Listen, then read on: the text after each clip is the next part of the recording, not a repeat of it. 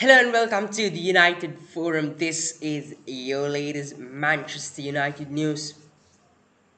Uh, Transfer news updates and your opportunity to voice your opinion of for the very first time in Sri Lanka.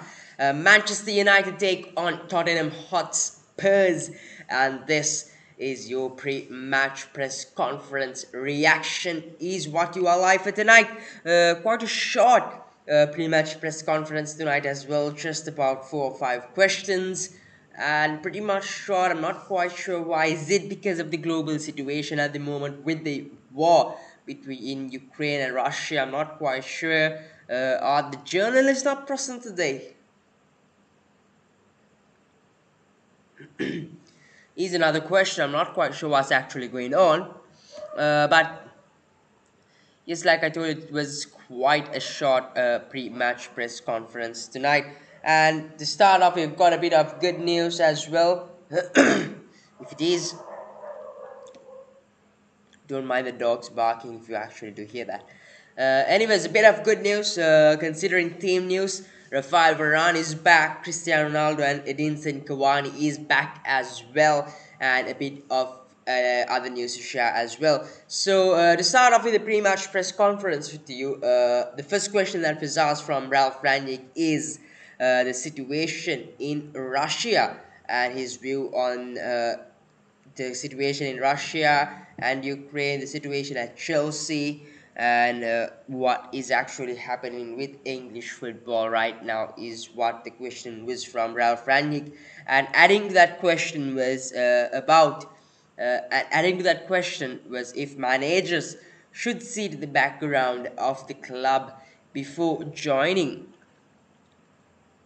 the club, and this was specifically directed towards Thomas Tuchel, or however you like to call it, joining Chelsea. So what Rani did have to say on this is everybody shares the same opinion that this is a tragedy.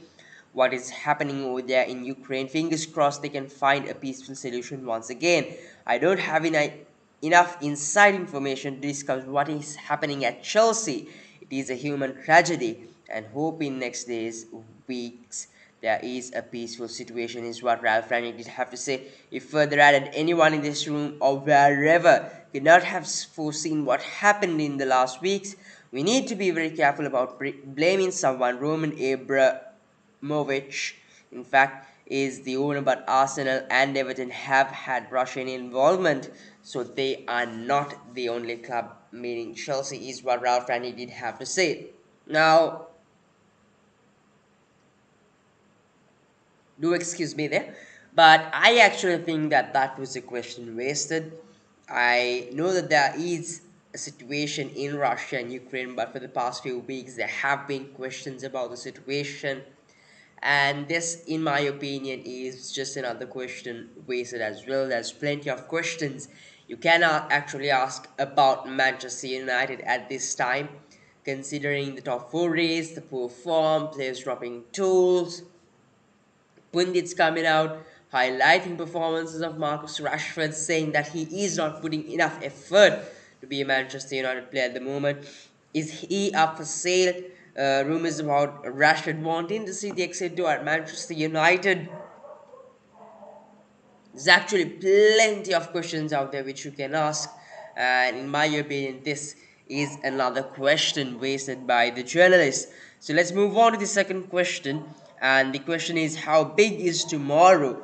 The game against Spurs. 4 players who missed out, are they available for this match? And what is the situation with Rashford? And what does Rashford have to do to get back? In fact, no, that is not the question. Yes, how big is tomorrow? For players who were not available for the previous match, are they available for this game? And the situation with Cristiano Ronaldo, is he happy? Is the question. Now, what Rangnick did have to say is, we are fully aware of the importance of tomorrow versus Spurs. We have to win that game. Fully aware of that. We had a good week of training. He also says a bit of news on team news, and he says Luke Shaw will miss out until yesterday, still positive for COVID-19. Scotty, what he tested that in meaning Scott McTominay is a question mark. Problems with his calf right now. It's more likely he will not be available because if we risk him tomorrow, he might be out for the game on Tuesday. He might be out for the game on Tuesday against Atletico Madrid. I tend to be careful if it is a muscular injury, is what he did have to say.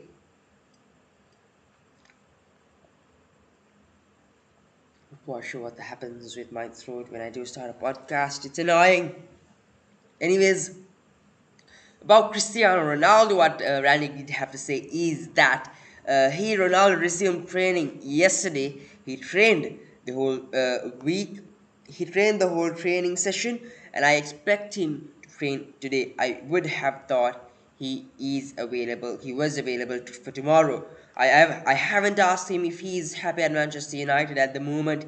He's fit again. Resumed training yesterday, and we shall see which formation we will line up with tomorrow. Now it's interesting because he says we will see which situation, in fact, which lineup we will line up with tomorrow. Is that, in fact, a hint saying that Ralph Rangnick and Manchester United are going to switch back to a back five, or is he going to go back to a 4-2-2-2 like we have seen? So I'm not quite sure, but I do have a feeling, my gut feeling says that he will switch to a back five, considering we are playing Spurs, and Spurs seem to be playing a back five as well, which is their usual formation, and I think to counter that he'll too go with a back five. Now the next question that was asked from Ralph Rangnick is about the in fact about Cristiano Ronaldo wanting to go to Portugal previously as he was injured, and what is the situation with Marcus Rashford and what he has to do in order to get back to training. It's interesting the journalists keep targeting Cristiano Ronaldo and keep backing Marcus Rashford. Cristiano Ronaldo was a player who was injured last week, and that is why he did leave to Portugal. And Rashford is a player who has been performing quite poorly as well, and it's not just the fans who have been pointing this out. It is the pundits as well, Jamie Carragher's, who have been pointing this out as well. The Rio Ferdinands as well, who has been pointing out Rashford's poor form. And it's just not by saying that he has been performing quite clearly, but taking video footage, circling out Marcus Rashford. The lack of running, the lack of effort he puts on the pitch has been highlighted out by the pundits. And still you see this English, or in fact the journalists backing Marcus Rashford out. Is it just because that he is an English player and Ronaldo is not? And which is quite frustrating because Ronaldo is far better a player considering what Marcus Rashford is, and Rashford seems pathetic at this situation at this moment as well. As much as he was good for Manchester United during the past, at the moment he seems to be pathetic as well. So why back Rashford and not Ronaldo? You can actually back Ronaldo at a time like this because he is injured. He is a club legend. He is a player who deserves to be backed than the likes of Marcus Rashford, which is quite shows that there is some sort of favoration towards Marcus Rashford within the media as well. So now what Rangnick did have to say is on Ronaldo, which I quite liked as well, which I thought was the perfect answer to the media as well. And what Rangnick did have to say is it doesn't make sense to look back on what happened last 6 or 7 days back. What is important is what happens tomorrow, not go through all this. Cristiano Ronaldo, and Edinson Cavani are both available for training, which is a hint as well. Mind you, Rafael Varane is back in training as well, so he is available for tomorrow's game. And on Rashford, what Rannick did have to say is that he needs to play on the same level that he trains. He is training well, abundant talent. For him, it is about transforming the performances in training to games. Now, this shows that in fact, Marcus Rashford is actually training quite hard in training as well. It shows that Rashford is doing a good job in training, which is a good sign, but just having your performances or giving your full effort in training is not enough. And if you look at this, if you take the If you take the game of cricket for an example, when you bat in the nets, when you bat against the best bowlers in the nets, you can, knock the bowlers all around the net, tear the nets and rip the nets apart.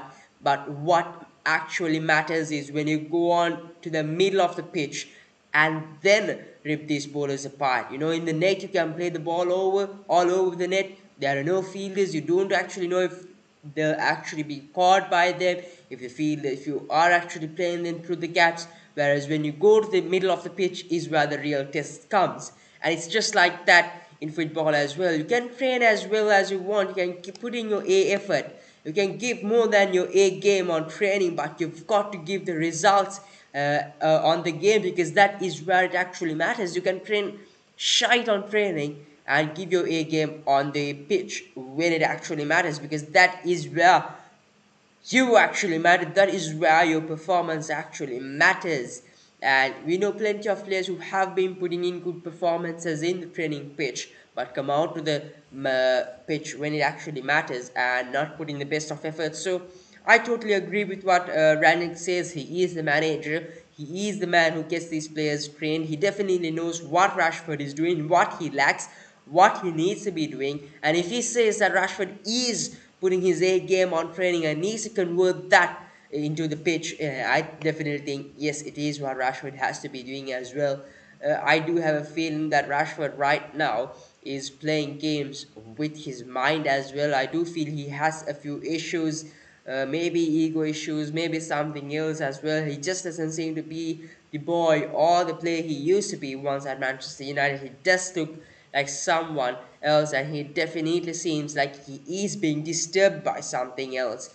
It'll be interesting to see how long it'll take. Hopefully it won't take that long, because if it does, he is likely to see that exit door with a competent manager.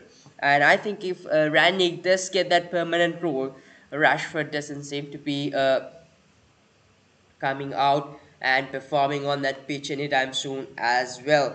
And let's move on to the next question that was asked from Rannick. And now, mind you, this was the last question that was asked from Ralph Rannick as well. Like I told you, quite a short pre-match press conference today as well. I'm not quite sure why as well.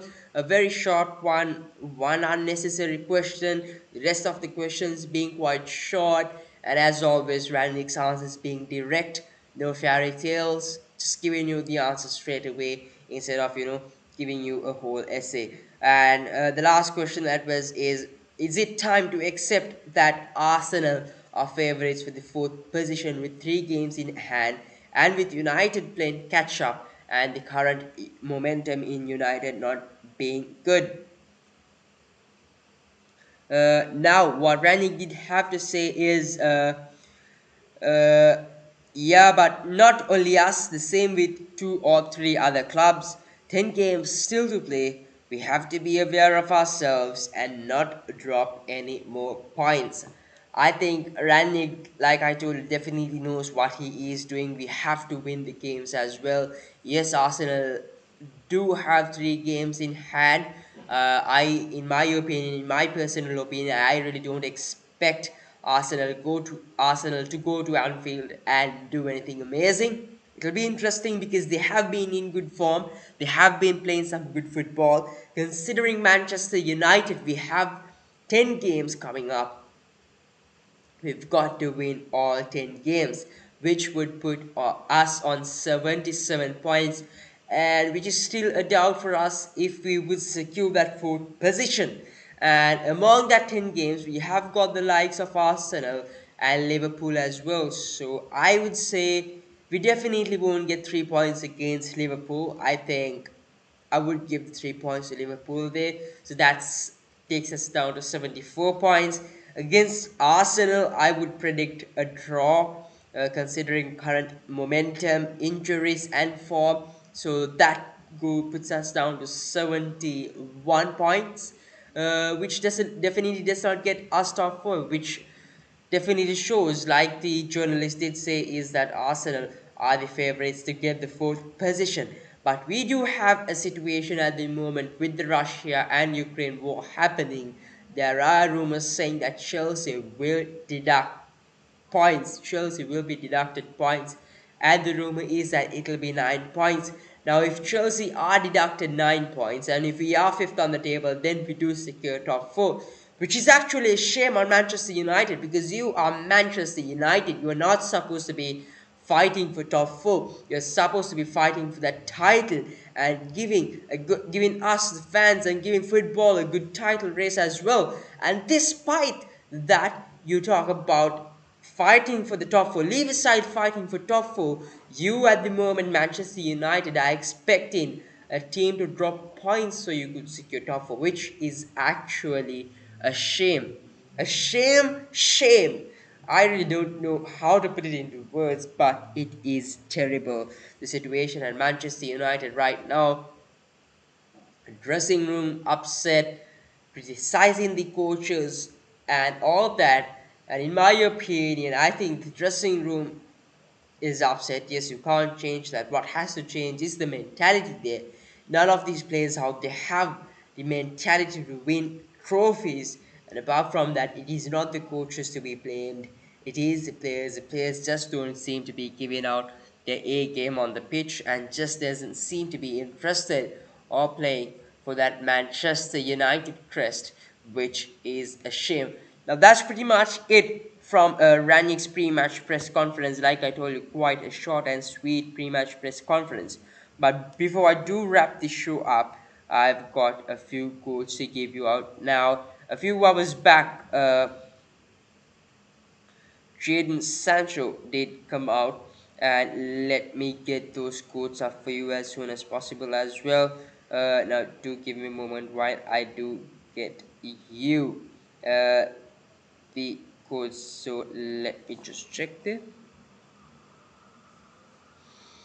Give me a minute. Give me a minute. Getting you. Come on. Hold up. Hold up. Hold up.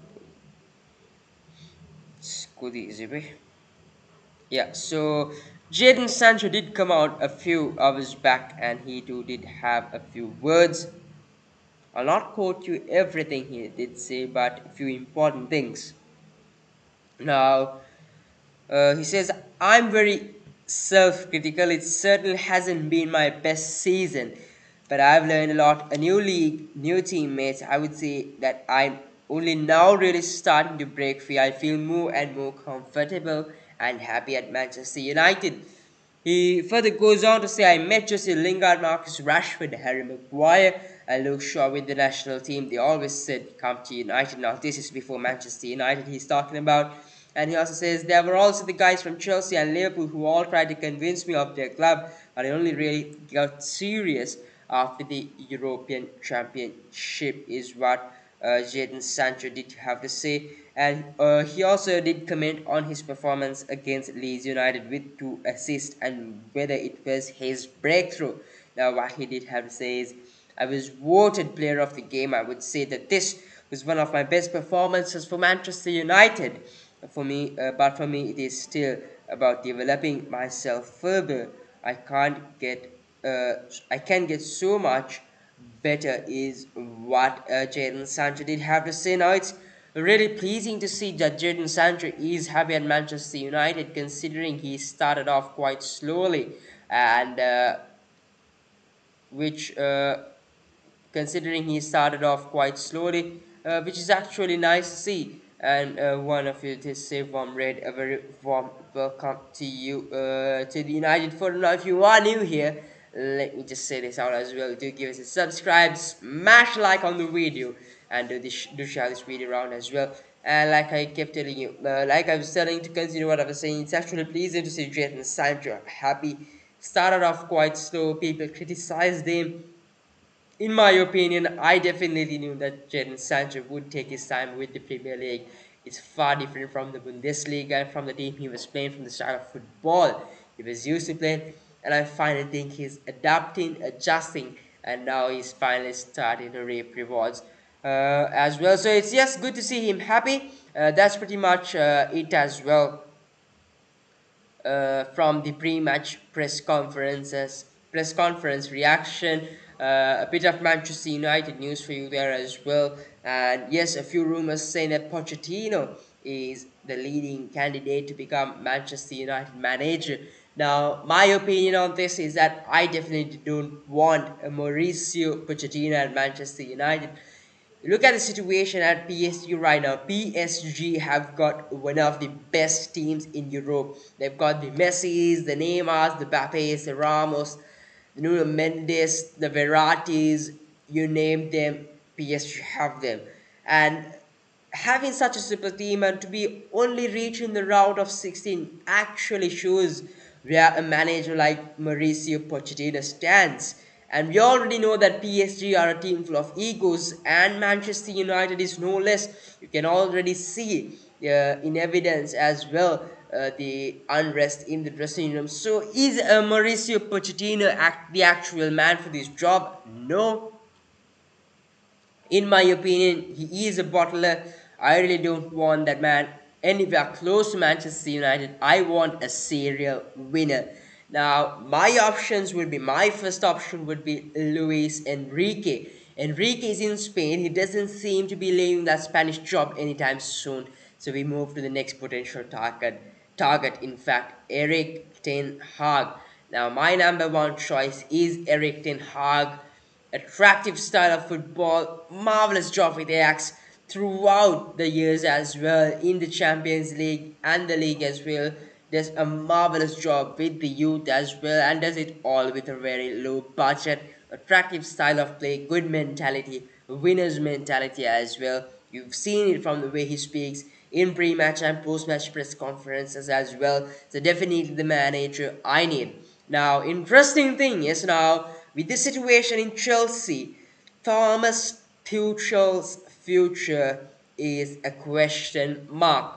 Now, if Tuchel does have the potential to leave Chelsea, my first choice would be Thomas Tuchel. I would take him over Eric Ten Hag. I would take him over Mauricio Pochettino.